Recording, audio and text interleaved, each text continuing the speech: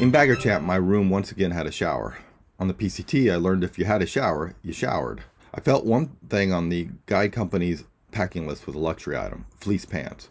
I figured I'd throw them in the duffel bag the porters carried and probably never use them. Well, 2 nights in a row, I got out of the shower and wanted to wear something clean, so I grabbed the fleece pants.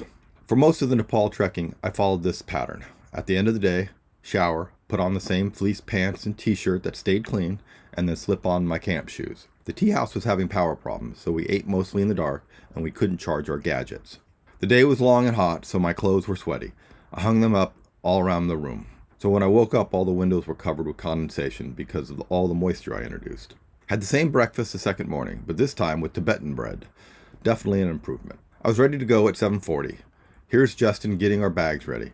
Right from Bagarchhap, we could see a piece of Manaslu. Manaslu is one of the 14 peaks over 8 kilometers high. Here I passed someone who looks like they're wearing a ghillie suit, but it's just a load of some kind of plant cuttings. Raj taught us about prayer walls and prayer wheels. You always pass them on the right. You always spin the wheels with your right hand. For good luck, you should repeat a mantra. On the Annapurna circuit before Thorong Law, my mantra was, make it to the top, make it to the top. Here's one of the many gardens. It seems like if there is unused land, it is always put to use growing food. After Bagarchhap, we climbed a steep hill that gave us a much better view of Manaslu. The top of the first hill marked the beginning of the village of Dhanyabaad. Dhanyabaad is the home of the impressive Timang Falls. After the falls, we still climbed up to the village of Timang. In the village, we rested and had some tea at a tea house with a rooftop viewing platform. It had an even better view of Manaslu. Leaving Timang, I got PCT Trail Town vibes. The last views of Manaslu. We had lunch at Sarq. After lunch, we just had a couple more hours of walking to get to Chame.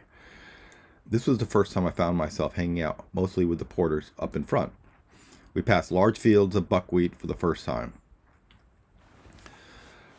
I should probably shut up and just let you watch for a while.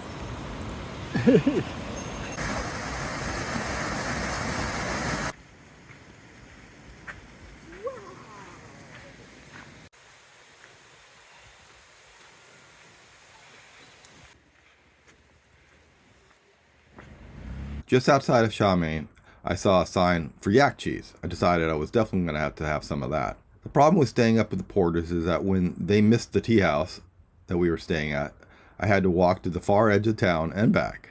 The bright side is I got to see Chame twice, which included this massive work site that totally tore up Chamene's main street. This was an early day.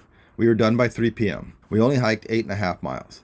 We started at 7,000 feet elevation and ended at just above 9,000.